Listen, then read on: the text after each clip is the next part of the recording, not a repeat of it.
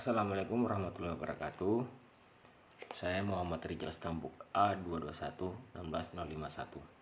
Pada kesempatan ini saya akan mempresentasikan materi mengenai faktor pembatas perairan tawar.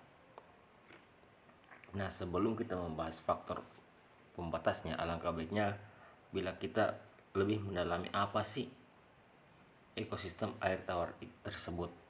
Nah, di sini ekosistem air tawar adalah suatu bentuk menyeluruh atau tatanan yang ada dalam air tawar dan sekitarnya, yang terdiri dari makhluk hidup di dalam air dan lingkungan air tawar itu sendiri. Ekosistem air tawar akan saling mempengaruhi antara satu komponen dengan komponen lainnya. Ya, yang dimaksud komponen di sini yaitu komponen biotik dan komponen abiotiknya.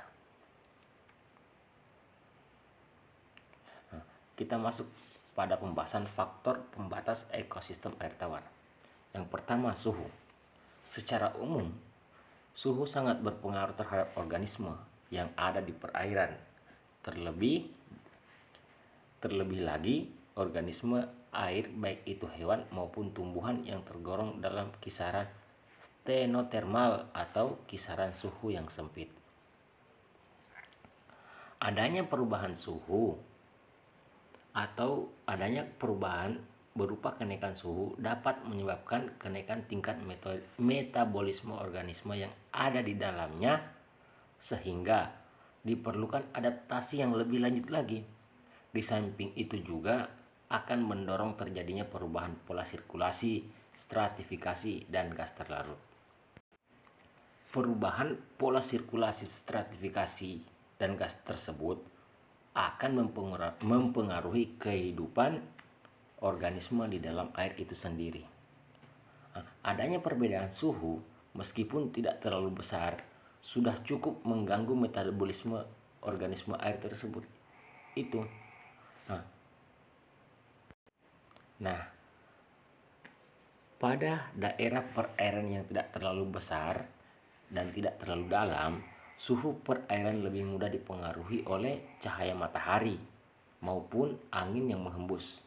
Tetapi untuk perairan yang dalam dan luas, secara umum tidak begitu berpengaruh. Kalaupun ada, pasti hanya pada tingkat lebih ke arah permukaannya saja. Untuk itu, pada perairan dengan tipe seperti ini, wajar bila kita temukan jenis-jenis organisme tertentu sesuai dengan kedalaman tertentu pula. Yang kedua, yaitu kekeruhan. Kekeruhan dianggap sebagai faktor penghambat karena kekeruhan air digolongkan dalam dua kategori, yaitu kekeruhan rendah dan kekeruhan tinggi, yang dapat mempengaruhi penetrasi cahaya bagi habitat akuatik tertentu dalam melakukan fotosintesis. Kekeruhan ini ada dua, kekeruhan rendah dan tinggi. Nah, kekeruhan rendah biasanya disebabkan oleh lumpur dan partikel yang dapat mengendap. Sangat mungkin juga disebut sebagai faktor penghambat, karena dengan tingkat penetrasi yang terbatas menjadikan semakin terbatas pula organisme untuk melakukan fotosintesis, sehingga kurangnya fotosintesis ini akan mengakibatkan berkurangnya jumlah oksigen terlarut di dalam air. Nah, di samping itu juga kekeruhan yang terlalu tinggi menyebabkan metabolisme organisme menjadi terganggu. Apabila kekeruhan tersebut disebabkan oleh organisme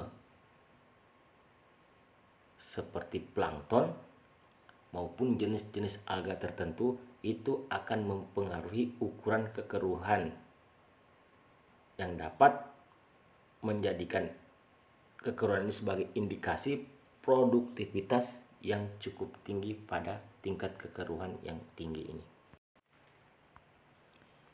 Yang ketiga yang tergolong dalam faktor penghambat perairan tawar itu arus. Arah arus amat penting sebagai faktor pembatas, terutama pada aliran air. Di samping itu, aliran air berperan penting dalam menentukan gas, garam, dan organisme kecil dalam proses kehidupan di perairan. Mengapa arus digolongkan dalam faktor penghambat? Karena arus dapat merupakan faktor pembatas yang penting, terutama pada perairan yang arusnya cukup tinggi seperti sungai. Nah, keberadaan arus yang cukup tinggi akan memaksa organisme yang ada di dalamnya menggunakan gerakan-gerakan tubuh tertentu untuk bertahan ataupun melawan arus. Pada keadaan inilah yang akan menjadikan tubuh organisme tertentu yang bisa ditemui di air berarus mempunyai karakteristik tersendiri dengan bentuk yang dikenal streamline guna memudahkan organisme tersebut bergerak di dalam air. Dibanding bentuk organisme yang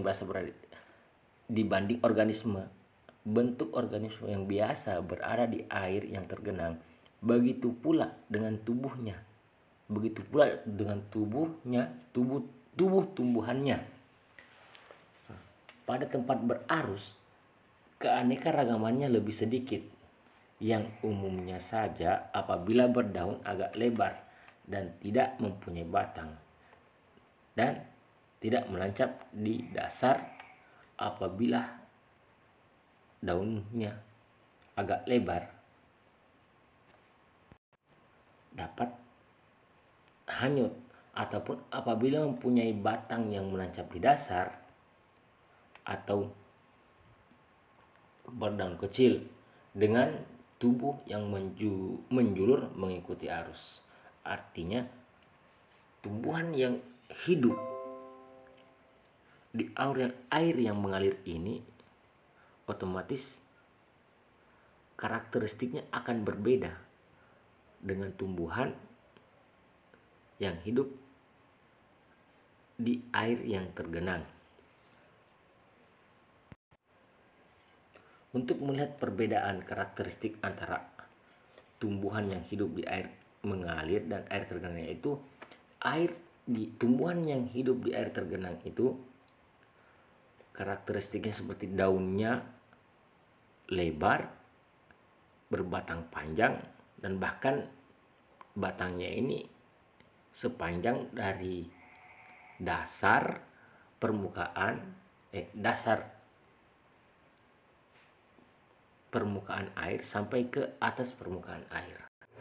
Dengan adanya gerakan-gerakan air, arus juga dapat mempengaruhi distribusi gas terlarut, garam, suhu makan, serta organisme di dalam air itu sendiri. Dengan kondisi seperti ini, semakin jelas bahwa adanya arus dapat mempengaruhi keberadaan organisme perairan. Yang keempat, konsentrasi oksigen. Konsentrasi oksigen yang terlalut merupakan kebutuhan biologis setiap organisme yang dapat digunakan sebagai indikasi produktivitas. Semakin rendah O2 yang terlarut atau oksigen yang terlarut diindikasikan semakin buruk kualitas air tersebut. Begitupun sebaliknya, semakin tinggi kadar oksigen terlarut di dalam air akan menjadikan indikasi bahwa di dalam air ini memiliki kualitas yang baik. Nah, selain itu, konsentrasi oksigen terlarut dan kebutuhan oksigen biologis merupakan faktor fisik yang paling penting dalam wilayah perairan karena konsekuensi keberadaannya berhubungan erat dengan keberadaan biota sehingga dapat dianggap sebagai indeks produktivitas suatu perairan. Nah, yang kelima, konsentrasi garam biogenik.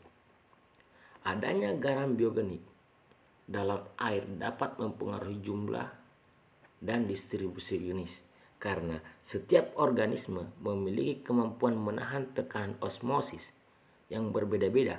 Semakin tinggi konsentrasi garam, maka hewan-hewan akan memiliki membran sel yang relatif tidak permeabel. Kita bisa melihat perbedaan karakteristik antara hewan yang hidup di perairan atau perairan tawar dengan perairan laut. Tingkat salinitasnya atau kadar garam biogeniknya itu berbeda, di mana pada air laut kadar garam biogeniknya lebih tinggi, sedangkan pada air tawar kadar garamnya itu rendah. Sehingga kita bisa mengambil contoh, apalagi kita dapat melakukan eksperimen apabila hewan seperti ikan laut dipindahkan ke air tawar, otomatis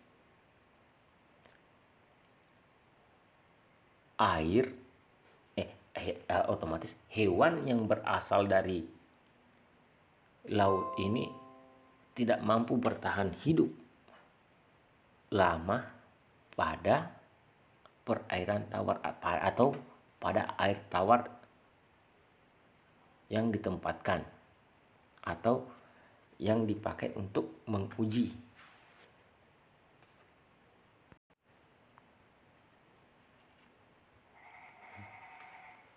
Jadi, manfaat perairan tawar secara ekologi yaitu pada habitat biota air, di mana menjadi tempat berlangsungnya transfer energi melalui rantai makanan.